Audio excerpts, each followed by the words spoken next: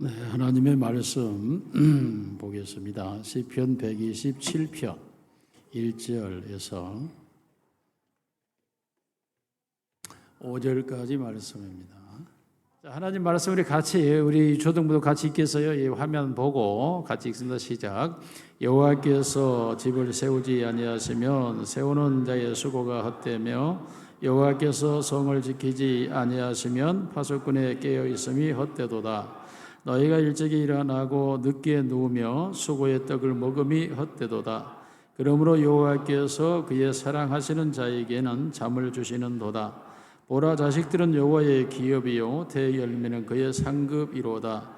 젊은 자의 자식은 장사의 수중의 화살 같으니 이것이 그의 화살통이 가득한 자는 복되도다. 그들이 성문에서 그들의 원수와 담판할 때에 수치를 당하지 아니하리로다. 아멘. 우리 옆 사람과 인사합니다. 사랑합니다.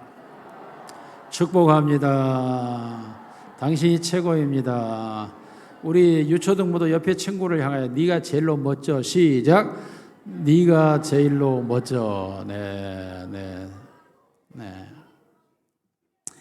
제가 어렸을 때 우리 마을에 우리 형님보다 더 나이가 많으신 형님이 계셨는데 지금으로 말하는 순천대학교 사무총장이신 그 집안의 형이었는데 그 형이 이 서울의 대학교를 다니다가 졸업을 하고 거기서 어떻게 그 시대의 대학을 나왔는데 우리 마을에 내려와서 부모님에게 농사가 있었는데 농사 일을 돕고 있었어요. 여러분, 그때는 이 비료를 화장실에 분뇨를 퍼서 통에다 담고 밭으로 지어서 날리는 그래서 거름을 주죠. 그러니까 이 형님이 농사를 지면서 그 통을 지고 가서 그걸 뿌려요. 그러니까 마을에 대학을 나와도 똥통을 진다. 이게 동네 소문이 확 나가지고 대학을 가봐야 소용이 없다. 이게 이제 마을의 하나의 전염병처럼 지배적인 거예요. 그 둘째 아들이 공군사관학교를 갔어요. 근데 공군사관학교를 그 형님이 다녀왔는데 공군사관학교에서 약간 얼차리를 받다가 좀 이상이 있었는지 모르지만 중간에 자퇴를 하고 집으로 내려와 가지고 고시 준비를 하고 있었어요. 그 형님이 우리 집 작은 방에서 고시 준비를 했어요. 그러니까 그 형님이 큰아들이 그러죠. 둘째가 그러죠. 그 고시 자꾸 떨어지잖아요. 그러니까 대학을 다녀봐야 소용이 없다. 그러니까 부모님들이 대학을 자녀들을 학교를 안 보내려고 그래요. 그래서 일찍이야 돈 버는 게 최고다 하고 이렇게 보내는 거예요. 우리 누나들 때에는 정말 학교 다니는 분들이 고등학교 졸업하면 최고로 많이 간 거예요. 다 취업을 해야 되는 그런 분위기가 형성됐어요. 그런데 우리 때는 다행히 우리 교회 그때 김희도 장로님 계셨는데 그 장로님 아들이 부산 당시 해대를 나왔는데 부산 해대 그때는 해양고등학교 우리 해대를 나왔는데 아주 그 해군복을 입고 막 그 선물 꾸러미를 들고 집으로 오는 거야. 그냥 마을 분들이 이걸 보면서 그것도 아니네 하고 마을 분들의 생각이 혼란스러워진 거야. 그러다 보니까 우리 때에는 학교를 보내자 보내지 말자 양분이 있어요. 양분. 다행히 우리 때는 그래도 보내자는 쪽이 있어서 우리 때는 학교를 보내는 쪽이 있었어요. 그래서 우리 동창들은 대학교를 다니는 애들이 있었죠. 예. 이와 같이 어떤 지역에도 하나의 정신이 그 동네와 그 마을을 지배하는 것처럼 우리 사회와 문화도 항상 어떤 말이 지배를 하고 있는 게 이 세상이에요. 세상. 그것에 지배를 받고 있는 것들을 우리가 보게 된다면 암탉이 울면 시작. 다 알아요 이게. 자, 이러한 속담이라든가 이런 언어가 지배하는 문화 속에 살게 되는 건 뭐죠? 신분 차별이죠. 여자는 평등하지 않다. 이 말이죠. 또한 우리가 오르지 못할 나무는 쳐다보지도 마라. 빨리 포기해라. 이런 얘기죠. 이게 너가 할 수 있는 일이 있고 할 수 없는 일이 있다. 이 일의 제한성을 둬버린 거예요. 이게. 그러면 신분의 혁파도 어려운 것이고, 그리고 어떤 어려움에 대하여 내가 도전하고 그것을 극복하려고 하는 의기가 꺾여버리는 거잖아요. 또 말하면 뭐죠? 송충이는 솔잎만 먹고 살아야 된다. 이렇게 되면 내가 태어난 신분에서 벗어날 수 없다. 이게 신분이거든요, 이게. 그러니까 이런 남녀 차별의 의식이 내 안에 들어오고, 어떤 어려움에 대하여 포기, 절망이 내 안에 들어오고, 그리고 어떤 신분이 나는 일생이 정해져 있어 라는 것이 있어서 그 안에서만 살아야 된다는 의식이 형성되면, 이런 사람들에게서는 어떤 도전이나 어떤 창의나 어떤 개혁이나 어떤 것을 극복해 나가는 힘이나 이런 것들이 현저하게 떨어져 버리는 거죠. 이게. 그래서 이것을 혁파하고자 하는 것들이 뭐죠? 암탉이 울면 집안이 망한다 하니까 지금 바꿔줬어요. 암탉이 울면 알을 낳는다. 이게. 그래서 암탉이 울어야 된다. 그래 알이 많이 생기니까. 이게 이제 정신적 개혁이죠. 이게. 오르지 못하려면은 사다리 타고 올라간다. 근데 요즘은 기중기로 올라간대요. 기중기로. 사다리도 아니에요. 기중기로 그냥 올라가 버려요. 요즘은. 송충이는 솔잎만 먹어야 된다? 어떻게 해야 돼요? 솔잎만 먹는 건 송충이다. 바꿔버리는 거예요. 그럼 송충이가 안 되려면 나는 솔잎만 먹고 살아서는 안 된다. 이게 의식의 변화를 가져오는 것이죠. 이게. 사람이라고 하는 게 시대적 정신이 무엇을 지배하고 있느냐에 따라서 그 사람들의 형태가 그대로 흘러가게 되는 거죠. 그러므로 이 의식의 형태를 혁파하고 그것을 변화시키고 바꾸어가야 된다는 거죠. 이런 점이 우리가 사회를 살아가면서 내가 인생을 행복하게 내 삶을 살아갈 수 있느냐 살아가지 못하느냐 하는 것이 바로 이런 우리의 의식에 들어있는 이야기들이에요. 이것이 결국 폐쇄적이거나 봉건적이거나 절망적이거나 이러한 것에 좌절하고 그 상태에 내가 머물러 있다면 나는 결코 거기서 깨어나거나 일어날 수가 없는 사람이 되어버리는 거예요. 특히 이러한 것들이 자녀에 대해서 부모의 정신이 이렇게 들어가 버리면 그 자녀들은 도전적이거나 창의적이거나 평등주의거나 그리고 그 인권적인 주의로 나아갈 수가 없는 거예요. 묶여버리고 갇혀버리기 때문이죠. 어버이주의를 맞이해서 우리 부모님들이 공경받고 그리고 존경받아야 할 것은 말할 것도 없죠. 당연한 것이고 그리고 그 수고에 대해서는 격려받고 위로받아야 되고 거기에 대한 대우와 접대를 받는 건 당연한 거예요. 이것은. 그럼에도 불구하고 제가 어린이주일에도 자녀를 가르치라고 말씀했듯이 오늘 어버이주일은 부모를 가르치라, 즉 올바른 부모되기 쪽으로 방향을 잡는 거예요. 이게. 왜냐하면 부모로서의 수고로움이 너무 크고 너무 존경받아 인정돼야 되지만은 우리가 부모로서 우리의 자녀들에게 잘못된 의식을 형성해 놓고 있다면 결국 자식이 잘못된 게 아니고 부모가 잘못돼서 자식이 망하는 쪽에 이르게 되기 때문에 우리 부모들의 의식 세계를 바꿔주는 것이 바로 어버이주일에 가장 보람되고 의미가 있다고 보아서 오늘 본문 말씀을 통해서 정말 우리의 부모된 우리의 모습은 어떠한가라는 걸 돌아봐야 될 것 같습니다. 자식 농사에 성공을 했다면 무자식이 상팔자라는 말이 안 나오겠죠. 무자식이 상팔자라고 하는 말은 지금 시대에 나온 게 아니고 농경사회에서 나왔는데 자식을 잘되게 하게 하여 논을 팔고 농사를 지어서 부단하게 뒷바라지를 했음에도 불구하고 그 자녀가 실패됐고 실패된 정도에 머물렀다면 이 말이 나오지 않겠죠. 그러나 오히려 실패한 그 자식이 부모에게 도리어 해가 되고 그리고 오히려 부모에게 고통이 되고 화가 되었을 때 결국은 무자식이 상팔자라는 말이 나오게 되는 거예요. 물론 이것도 바꿔줘야 되겠죠. 유자식이 상팔자가 되어야 할 줄 믿습니다. 그럼에도 불구하고 이런 말이 나오는 것은 자식 농사를 실패했다라는 얘기예요. 문제는 무엇인가요? 우리의 부모들이 자식이 잘 되기를 바라면서도 자식이 잘 바라는 욕심은 있으면서 자식을 잘 양육하려고 하는 노력을 포기하는 게 문제예요. 자녀가 잘 되고 영광스러운 자녀가 되기를 기대하면서도 그 자녀를 그러한 자녀가 되기를 위하여 부모가 이해하거나 애를 쓰려는 노력을 하지 않습니다. 자녀가 누구보다 올바르게 커야 된다라는 생각은 있는데 어떻게? 라는 말에는 아무 답을 찾지를 못하고 있다. 그러므로 부모로서 살아온 인생이 오히려 잘못된 자식을 바라볼 때 후회스럽고 그리고 고통스럽고 마음에 아픔으로 남아있는 경우가 허다하다는 거죠.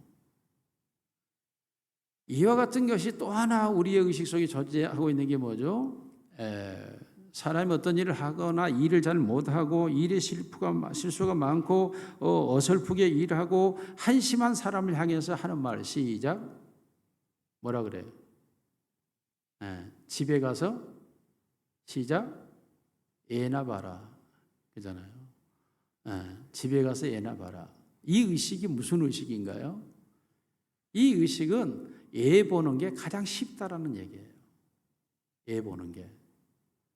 그러면 바보도 애는 볼 수 있다는 거죠. 모든 일에 실패하는 사람에게 집에 가서 애나 봐라. 이 말은 애 보기가 가장 쉽다. 바보가 애기를 보면 바보가 되죠. 이게. 그러니까 애 본다고 하는 이 말에 대하여 우리의 의식이 애 보는 것처럼 쉬운 것도 없어. 이 의식이 문제라는 거예요. 이게 애 보기가 가장 어렵고 가장 힘들고 가장 애를 써야 돼요. 아멘입니까? 오늘 본문에 하나님께서 집을 세우시는 이가 하나님이시고 그리고 자식을 주신 이가 하나님이시고 그 자식이 재산이 되고 상급이 되고 그 자식이 복이 되는 거예요. 하나님이 주셨다라고 말씀해요. 하나님이. 다시 말하면 우리가 집안의 부부가 된다는 거 그리고 우리에게 집을 주시는 거 다 하나님이 주셨다는 거예요. 그러면 이 집이 자랑스러워야 되고 상급이 돼야 되고 영광스러워야 되는데 이 집이 도리어 부끄러움이 되고 아픔이 되고 그리고 고통이 된다면 이 집은 정상적이지 않다는 얘기죠. 그 중에 하나가 자녀 문제죠. 자녀를 잘못 길러서 집안이 복이 되지 않고 화가 되고 상급이 되지 않고 수치가 되고 재산이 되지 않고 오히려 부도가 나는 자식이 된다면 이것은 하나님이 우리에게 주신 자식에 대하여 우리가 무언가 잘못했다라는 의미를 갖게 되는 거예요. 무엇이 잘못됐지? 하나님은 이렇게 주셨다는데 왜 내 현실은 부부가, 집안이, 자녀가 이런 상황으로 내몰리게 되었을까? 라는 부분을 우리가 돌아봐야 된다는 거죠. 무엇이 문제였는지. 하나님께서는 우리에게 말씀을 주고 있음에도 불구하고 우리가 그 말씀을 귀담아 듣지 않고 지나간다는 거죠. 여러분, 자녀에 대해 성경은 뭐라 그러죠? 가르쳐라, 양육하라, 돌보라 이렇게 말씀을 하고 있죠. 우리가 자식을 양육했나요? 우리가 우리의 자녀를 돌보았습니까? 여러분, 자녀를 양육하려고 한다면 양육이라고 하는 말은 부모가 선생이 되어야 된다는 얘기예요. 스승이 되어야 된다는 얘기예요. 내가 자녀를 양육할 수 있는 스승이 되어 있나요? 내가 선생이 되어 있습니까? 내가 선생이 되어 있지 않다면 나는 자녀를 양육할 수 없는 자가 되어 있다는 얘기죠. 그러면 자녀를 양육할 수 없는 사람이 부모가 되어 있다면 그 자식은 불행한 거죠. 왜요? 사람으로 성장하는 데 실패하기 때문에. 이것은 부모의 책임이라는 겁니다. 부모가 선생이 되어서 부모가 자녀들을 바르게 양육해야 되고 기업이 되게 양육해야 되고 상급이 되게 양육해야 되고 복이 되게 자라나게 해야 하는데 사실은 자녀에 대하여 아무것도 하지 않으면서 자녀에 대한 잔뜩 기대만 가지고 있다는 거예요.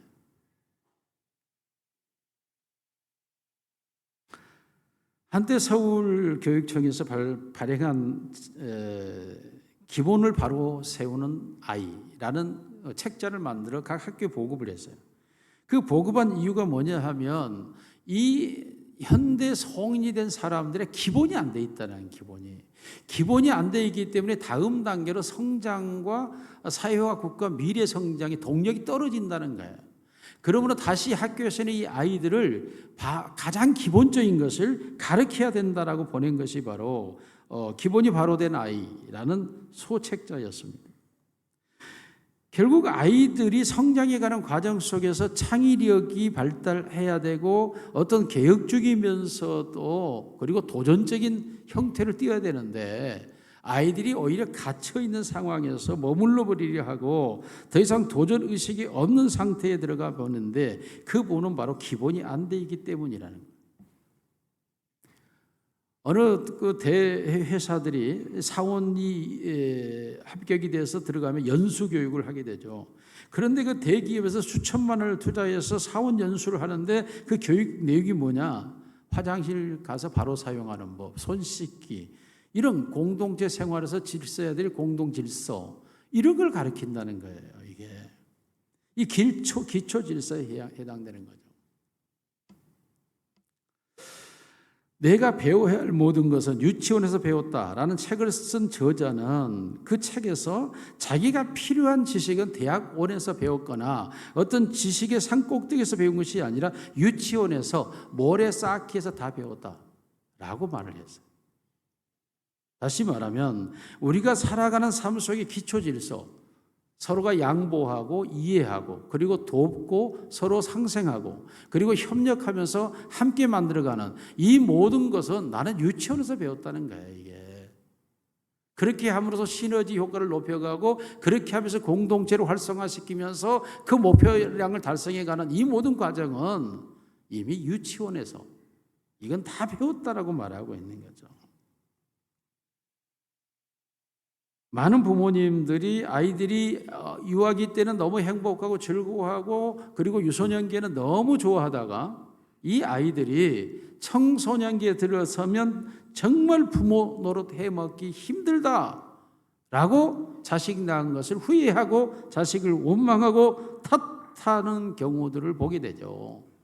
내가 왜 저를 낳았는지라고 그러면서 자식을 두고 도망가려고 합니다. 그런데 여러분 아세요? 왜 아이가 그렇게 자랐을까요? 이 아이를 어려서 부모가 기초를 가르치지 않았기 때문이에요.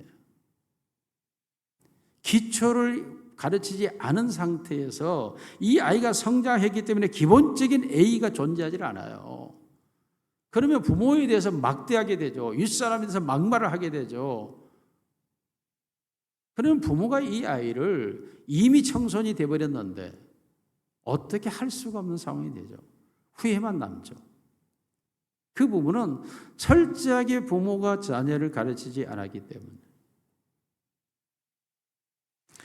지금 저희 손자도 주한이가 이제 4살이죠. 그런데도 불구하고 이 아이가 할아버지하고 놀다 보면 약간 버릇 없게 굴게 하죠. 그러면 그 아빠 태연이가 딱 불러요. 주한아, 할아버지한테는 어떻게? 딱 이렇게 얘기해요. 그러면 이 4살짜리가 손을 모으고 할아버지 잘못됐어요. 다음에 안 그럴게요. 바로 그래요. 이 아이가. 바로. 그리고 나하고 장난치다 좀 말을 잘못할 때도 바로 수정 들어가요. 바로 수정 들어가면서 할아버지하고 놀 때는 어떻게? 그럼 이 아이가 네, 그래야 돼요. 이렇게 얘기를 해요. 이게 그러니까 이 아이의 교육을 벌써 4살 때 철저하게 교육되지 않으면 이 아이가 성장해서 막 되는 것은 당연한 것이 돼버린 거예요. 왜? 안 배웠으니까. 모르니까. 그것을 아이 탓으로 아이가 나빠서가 라고 말하는 것은 정말 더 잘못된 거죠. 아이가 나빠서가 아니에요. 아이는 착해요. 아이는 좋아요. 근데 이 아이를 가르치지 않았기 때문에. 밥을 먹는 자리에서 이 아이가 좀 지금 뭐 안 맞은 거예요. 왜 아이가 울어요. 그러니까 바로 딱 아빠가 제압을 하는 거예요. 주하나 많은 사람 있는 데서는 어떻게 안 울어야 돼요. 울먹울먹하면서 안 울어야 돼요. 이러는 거예요. 보기에 불쌍하죠. 초연하죠. 이 어린아이가. 그런데 아빠는 단호해요. 많은 사람이 있는 데서는 큰 소리 안 돼요. 안 돼요. 그렇지? 철저하게 교육이 이루어지는 거예요. 이게. 가정에서 이러한 교육이 이루어지지 않으면서 아이가 잘 되기를, 바르게 되기를, 올바르게 되기를 바라는 것은 부모의 욕심에 지나지 않는다는 얘기죠. 그러면서도 우리는 부모라고 내 자식에 대한 내 기대가 이루어지지 않았다고 오히려 자식 탓을 하잖아요. 부모의 헌신은 1도 없으면서, 부모 노릇은 0도 없으면서 자식이 부모의 욕구에 만족해야 된다고 하는 것은 얼마만큼 부모의 허황된 욕심에 지나지 않는 것이죠.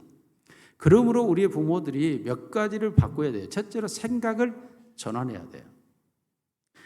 진심으로 자녀를 성공적인 자녀, 여기 이 성공적인 자녀를 약자로 성자라고 표현합니다. 성자는 두 가지 의미를 가지고 거룩한 자녀 혹은 성공적인 자녀. 자, 성자로 만들기 위해서는 부모가 자세를 바꿔야 됩니다. 버릇없는 부모 밑에서 버릇없는 자녀가 나와요. 무례한 부모 밑에서 무례한 자녀가 나옵니다. 그러므로 우리가 자녀가 무례하지 않고 버릇이 있는 자녀를 만들려고 한다면 열성이 중요한 것이 아니라 구체적인 체계가 중요한 것이죠. 부모에 대한 열성을 가지고 막연한 기대를 가지고 학원만 보내면 되고 학교만 보내면 되고 돈만 주면 된다. 결과는요. 그 자녀들이 행복합니까? 그 자녀들이 부모와의 관계 속에서 만족합니까?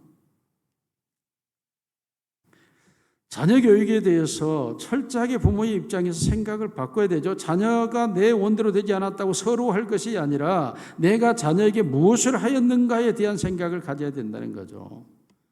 성자가 되게 하려면 반드시 자녀가 행복한 아이가 돼야 되고 삶의 의미를 부여한 아이가 돼야 되고 삶을 살아갈 수 있는 즐거움이 그 안에 존재해야 되고 그러한 용기와 담대함이 있어야 하고 어떤 난관을 극복할 수 있는 남이 갖지 못한 그러한 의지와 의식이 존재하고 있어야 이 아이가 이 세상을 살아갈 때 성자가 될 수가 있습니다.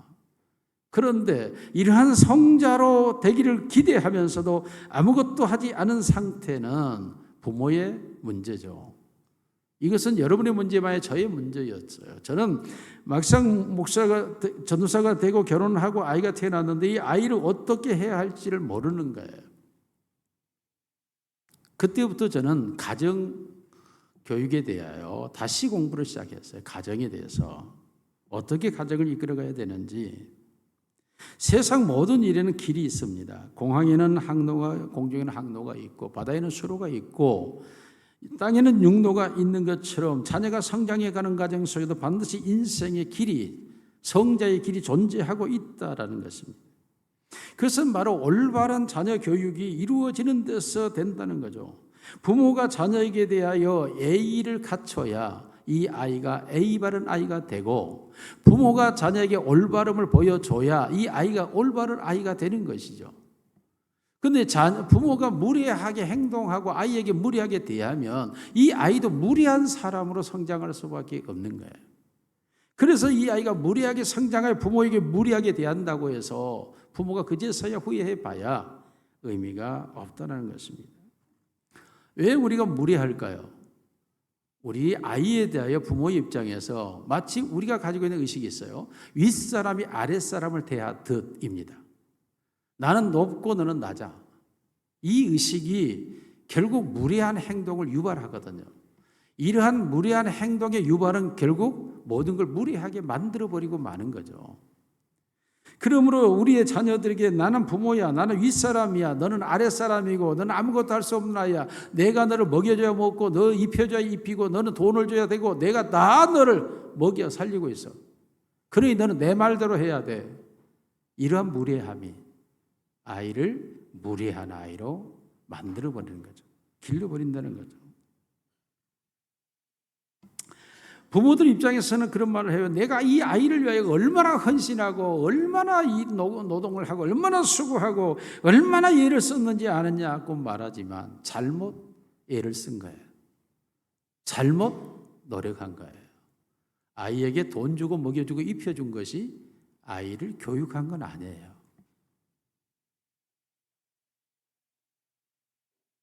자녀에 대해서 올바른 교육이 이루어져야 버릇 없는 자녀가 되지 않고 예의 바른 자녀가 되고 그 아이의 위치가 바르게 서서 바르게 성장해 감으로써 단계적으로 그 아이가 가져야 될 것을 가져가면서 자라날 수가 있는데 이 아이에게 부모가 이 모든 것들을 제공하지 않음으로써 이 아이 또한 엄마와 똑같이 무례하게 무시하며 사는 부모에게 무시한 아이가 되고 버릇없는 부모에게 버릇없는 아이가 되고 무지한 부모 밑에 무지한 아이가 될 수밖에 없는 것이죠.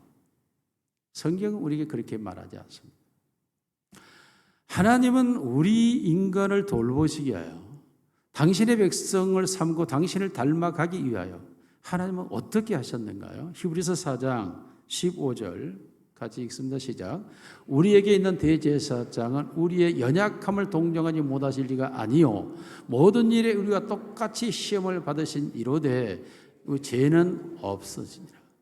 연약함, 어린 아이의 연약함을 도와주려면 하나님이 인간의 연약함을 돕기 위하여 인간이 가지고 있는 모든 것을 동일하게 경험하고 그리해야 도와줄 수 있었다라고 말하고 있어요.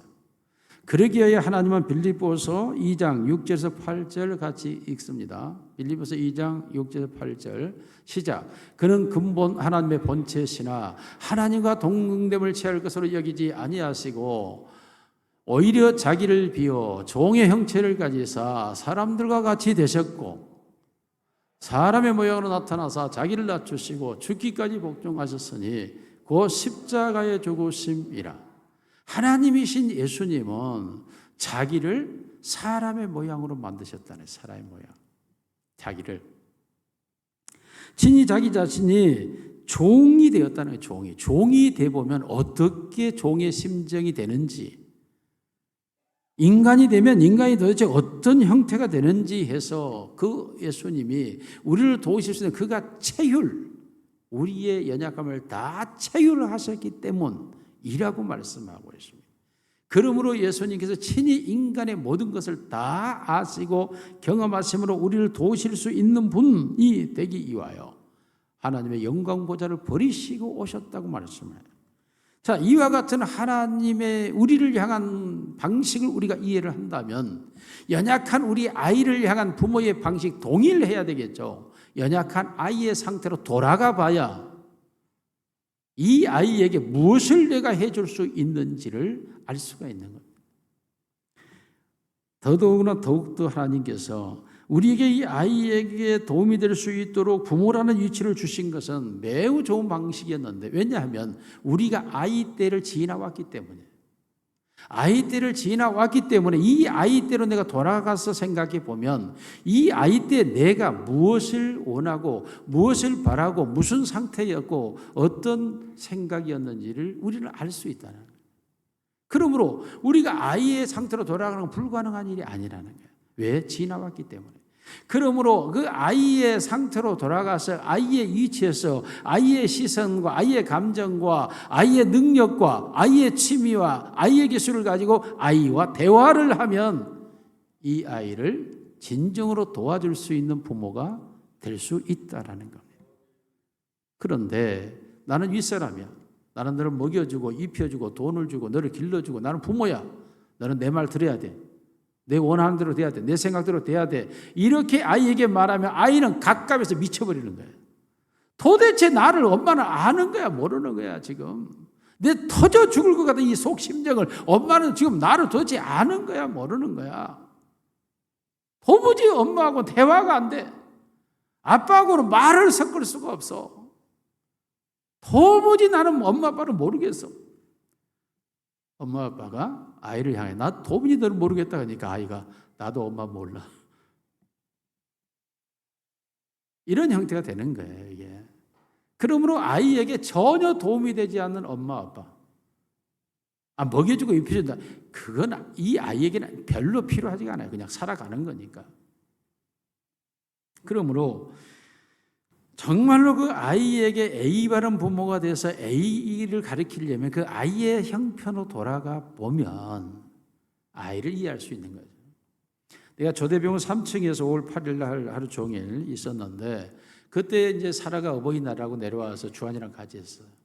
주한이가 이제 그 난간을 잡고 밖을 보면서 아버지 트럭 있다. 막 그러면서 막 일하고 있어 이랬다. 막 트럭에 뭐 실어.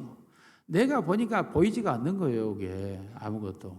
뭐 건물도 뭐 보이는데. 그러니까 내가 딱 어디가 안 보여. 할아버지 하고 당기는 거예요, 저를. 그래서 내려서 주한이 이치에서 보니까 그 조대병원 저쪽 동네에 거기에 공사 현장, 아파트 공사 현장이 벌어졌고 거기에 트럭과 들이 일을 작업을 하고 있는 그 내용이 보이는 거예요. 내 이치에 서서는 아무것도 보이질 않아요, 그러나 주한이 이치에서 보니까 이게 다 보이는 거예요. 우리가 아이를 A 바른 아이로 가르치는 가장 좋은 방법은 A 바르다 하는 것은 그 수준으로 가주는 거예요. 그 상태로 가보는 거예요. 그 아이의 감정과 그 아이의 생각 수준으로. 왜? 우리는 갈 수 있다니까요. 우리는 그때를 지나왔기 때문에. 그때를 지나와서 알기 때문에 그때로 돌아가는 거예요. 하나님께서 우리를 도우시기 위하여 진심으로 우리에게 인간이 되셔서 우리에게 돌아오셨다는 거예요. 그러므로 하나님이 우리를 너무나 잘 알고 있기 때문에 우리의 모든 것을 도와주실 수 있다고 말씀하죠.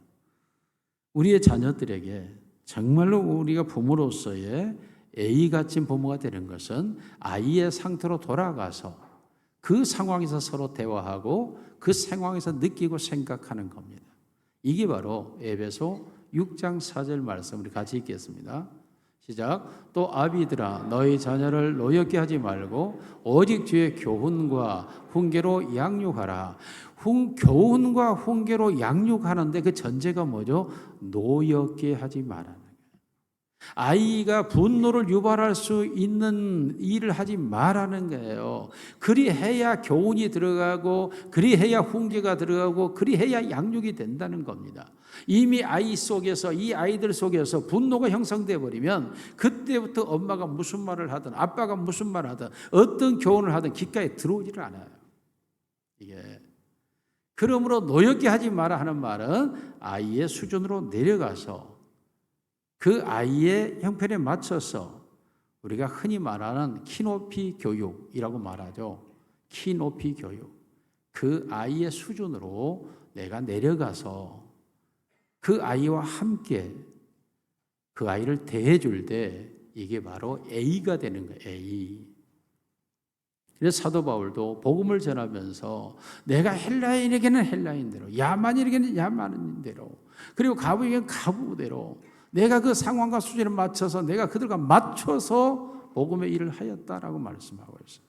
하나님도 항상 그렇게 말씀해요. 항상. 그러므로 오늘 우리 모두가 정말 훌륭한 부모가 되려면 우리의 자녀들에 대하여 A 바른 부모가 돼야 돼요. 그것은 생각의 전환인데 그 A란 또 어떤 도덕과 윤리가 아니고 아이의 수준으로 내려가는 것.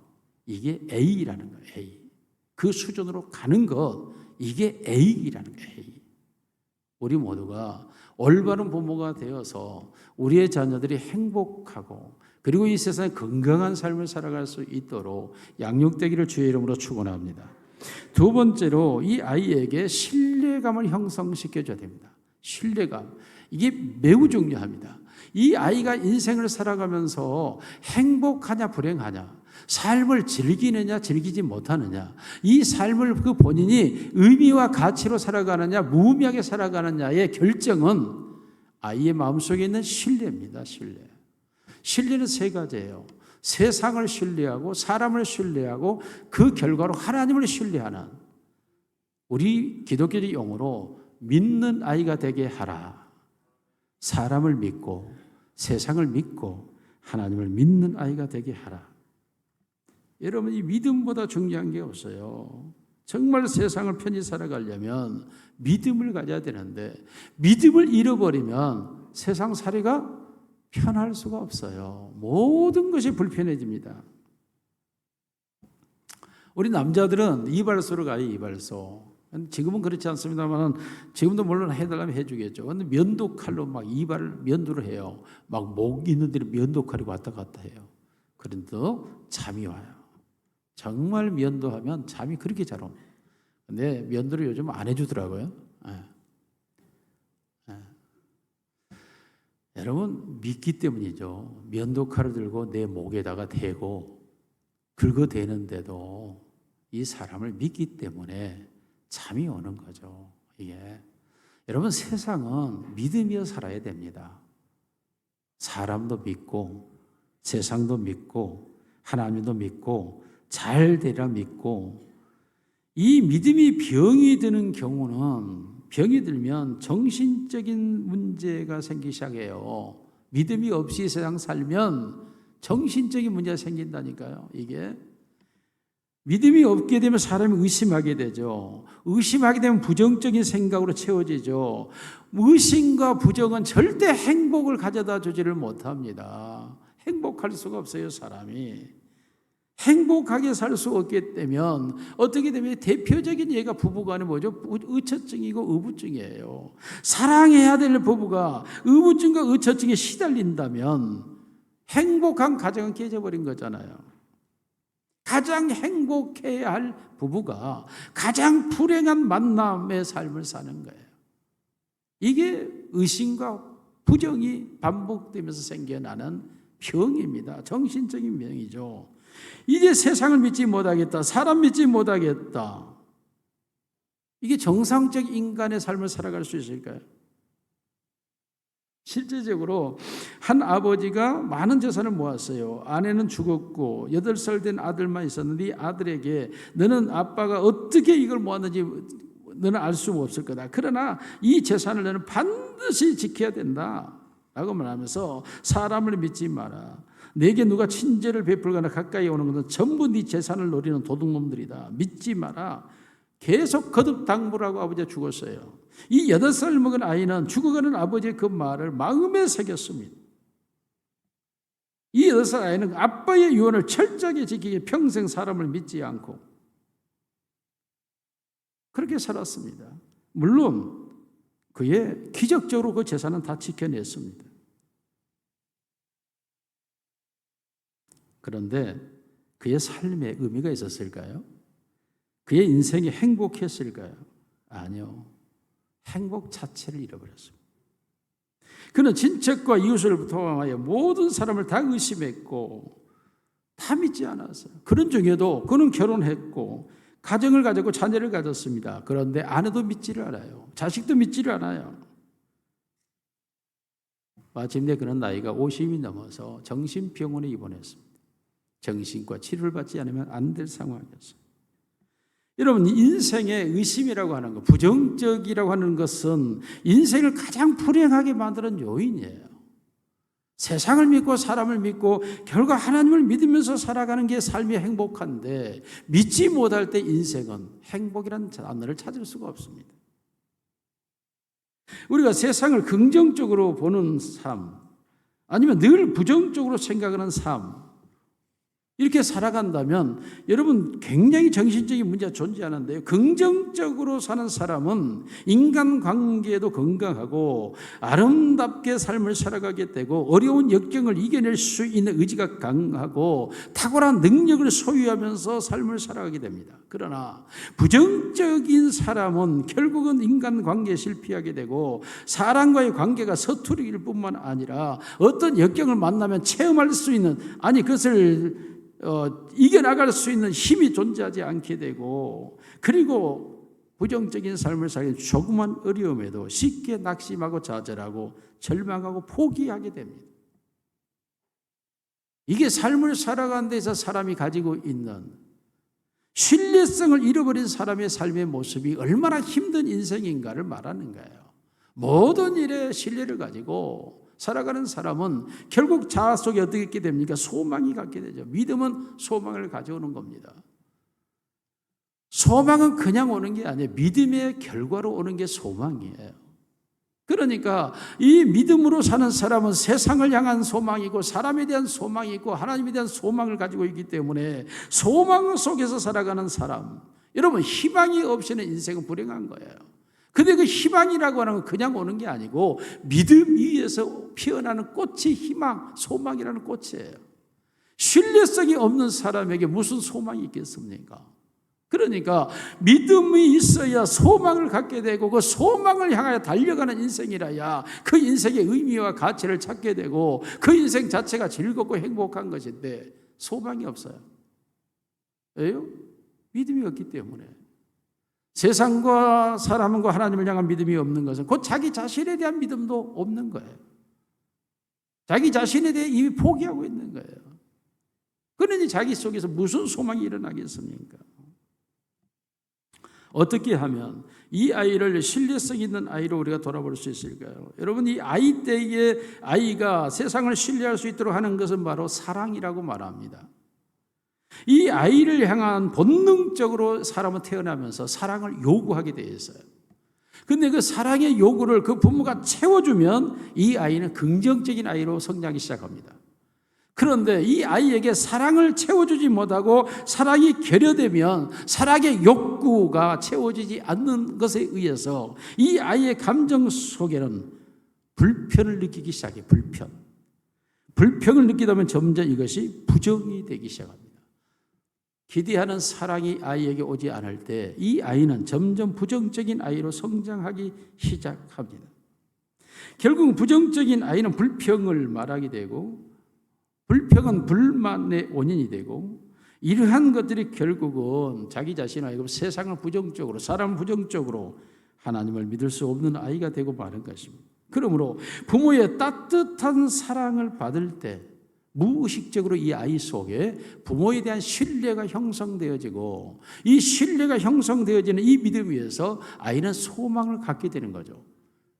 그래서 성경은 우리에게 이렇게 말합니다. 고린도전서 13장 13절 시작. 그런즉 믿음, 소망, 사랑 이 세 가지는 항상 있을 것인데 그 중에 제일은 사랑이다. 사랑이 믿음을 만들고 믿음이 소망을 만들어내기 때문에 사랑을 받는다는 것이 아이에게 이루어질 때 이 아이는 내가 사랑받는 아이야 라고 하는 이 확신이 올 때 이 아이는 신뢰가 형성되고 신뢰가 형성된 아이에게는 소망이 일어나게 돼요. 왜요? 소망은 자기 만족에서 분출되는 것입니다. 오늘 우리가 올바른 부모로서 우리의 자녀를 바르게 양육하려면 끊임없이 이 아이에게 아이만이 아니에요. 이게 우리가 끊임없이 사랑과 신뢰를 줄 때 소망을 갖게 되는 거죠.